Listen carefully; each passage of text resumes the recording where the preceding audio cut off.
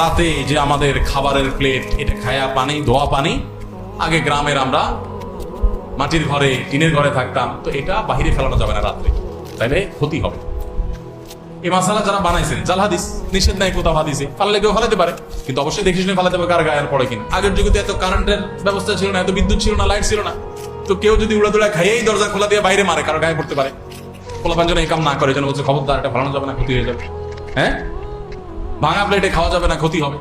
ভাঙা প্লেটের ভাঁজে ভাঁজে হয়তো ওইটা হয়তো কোনো প্লেটের দোকানদার হাদিস বানাইছে, যাতে করে কোনো কোনো প্লেট বিক্রি হয়।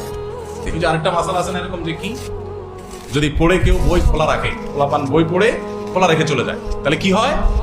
শয়তানে পড়ে। শয়তানে পড়লে তো ভালো, শয়তান মানুষ হয়ে গেলে তো এটাই চাই আমরা, শয়তানে পড়লে তো ভালোই।